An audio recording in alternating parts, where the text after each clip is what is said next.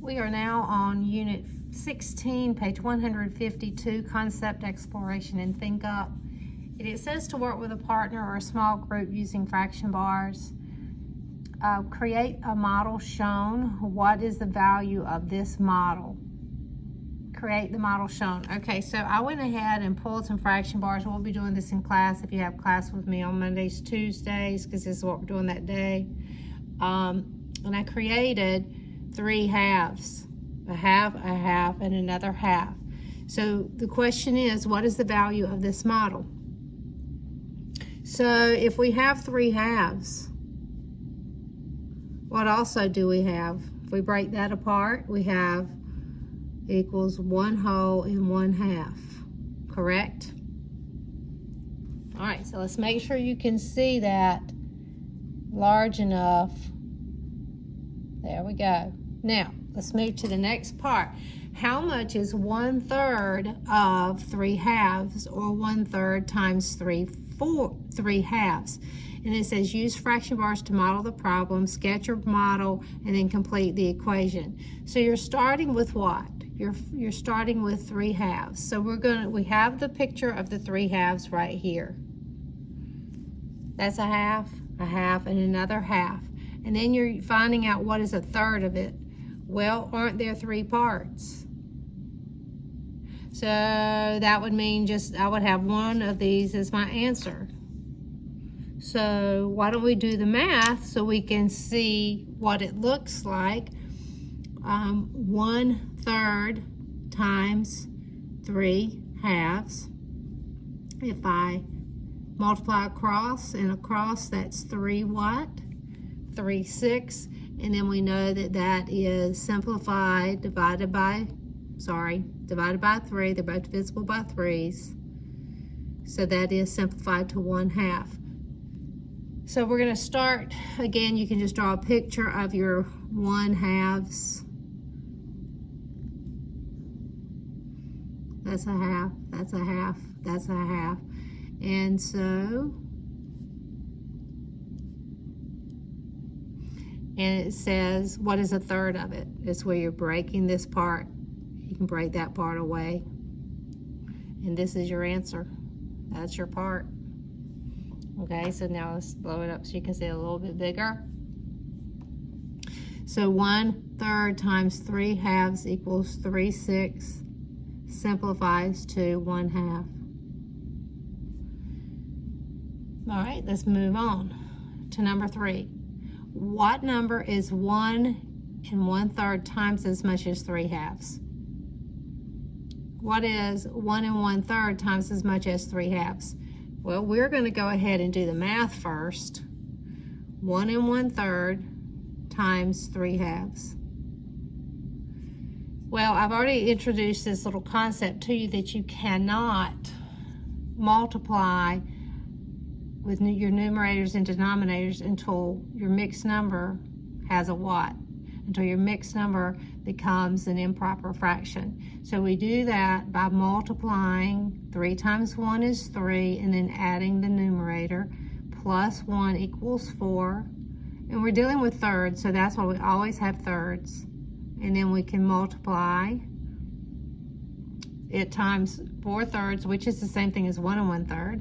Now we can go straight across and multiply. I call that pow-pow. That ends up being 12 over what? 6, which is the same thing we know as 12 divided by 6, which we know is the same thing as 2 wholes. So let's go back and look at our original blue bars across the top, and we're taking 3 1/2, and we're finding out what it's like to multiply this times 1 1/3.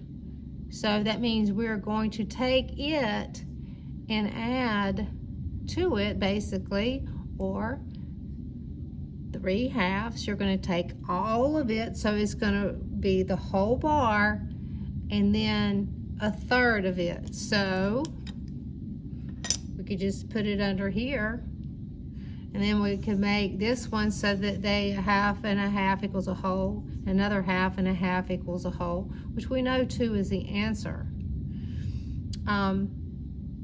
And you've got the math up above to prove it. Okay, again, we're going to talk about how could we do this. We're taking 3 halves. And what are we doing to those 3 halves? We're taking all of it and then a third. So you could draw a picture of 4 halves. So however you want to do that. Probably, I think going across, because you know you take all of it. Let's do this. A half, and a half. So it's going to include all of this and one more. Because that's a third of the original drawing. So a half and a half equals 1.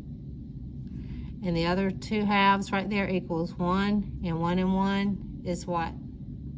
2. All right, let me just kind of make that a little bit bigger so you can see it. So we know our final answer here is 2. Now let's talk about what we just did. We multiplied a mixed number, which would be improper, times an improper. So you're multiplying, your answer is going to be, you know, over greater than a whole number, because you have, your both numbers are over 1. So now we'll keep talking, developing this concept. It says, study your answers to problems 2 and 3. Is the product of 1/4 times 3/4 greater than 3/4? Well, let's look at this.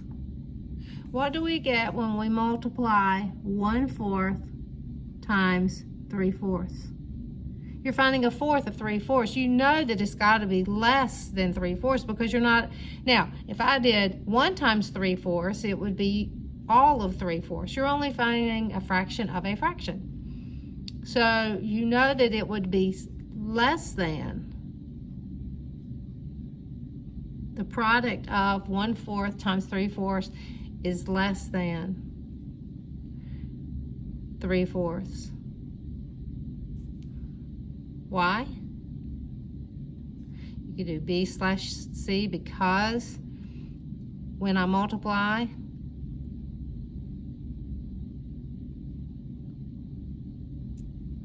a fraction times a fraction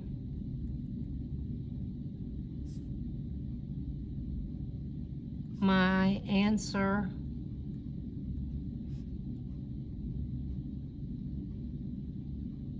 becomes less than the original fraction of which I'm taking from, right? The original fraction. You're only finding a part of it. And then, okay, so I think that actually looks pretty good on that one. So again, the product of 1/4 times 3/4 is less than 3/4. Why? Because when I multiply a fraction times a fraction, my answer becomes less than the original fraction. Number 5, it says, is the product of 2.5 times 3/4 greater than 3/4? Or less than 3/4? Explain your reasoning. What am I doing to 3/4? I'm doing it, all of it, twice, and then a half. So, and if you even wanted to do some of the math to prove it, you know, we know it's going to be greater than. So to answer, because it always says explain your reasoning, so we know that for, since 2.5 is greater than 1, multiplying a number by 2.5 gives me a product greater than the original number. So let's see what we can, let's write that in there. Okay, let's see. Since 2.5 is greater than 1, multiplying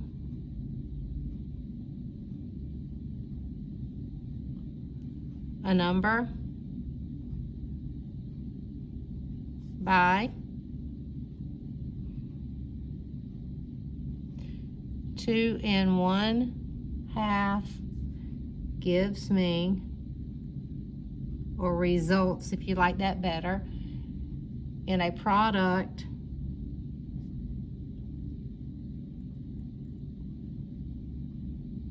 greater than the original number.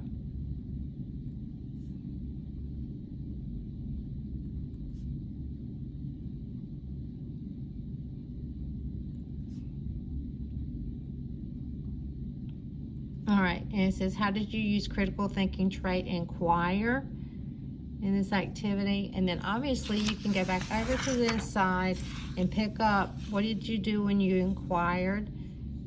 You investigated your ideas to expand your knowledge. How did you investigate? I investigated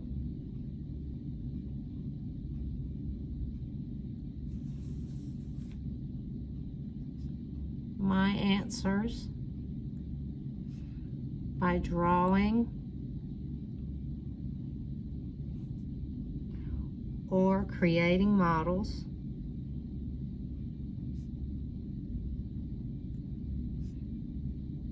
of the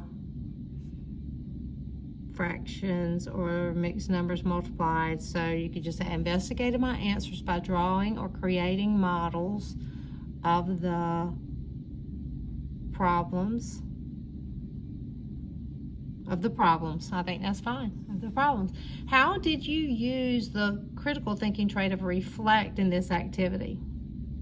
Well, you could see if your answer was reasonable. So let's look at this. How did you reflect? You might evaluate strategies and solutions and consider how to improve your problem-solving process. You review your thoughts and actions. Nothing. Well, didn't we at some point, did we talk about estimation too? Yeah. So critical thinking trait, reflect in this activity. I used comparison. Or let's just say I compared models of both types of fractions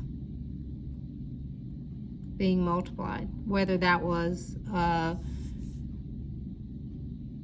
fraction times a fraction or a mixed number times a fraction. And then too, you have to just think about the whole numbers and how much they are if it takes all of the fractions. So I compared models of both types of fractions.